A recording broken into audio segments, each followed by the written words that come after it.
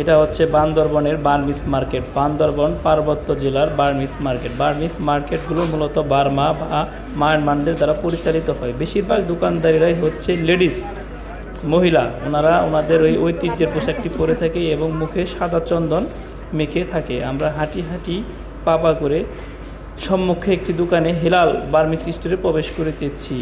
সবাই একে একে হেলাল বার্মিজে প্রবেশ করিতেছে। প্রবেশের সম্মুখে আমরা দেখতে পেলাম সেখানে অসংখ্য লেডিস ব্যাগ, হ্যান্ডকাপ, ছাতা, যা দেখি সবই পছন্দ হয়। দেখার মতো জিনিস, তাদের নিজের হাতে কারুকাজ তৈরি করা, যা দেখি তাই নিতে মন চায়, কিন্তু এত নিব কি করে, টাকা ওখানে নেই বেশি টাকা।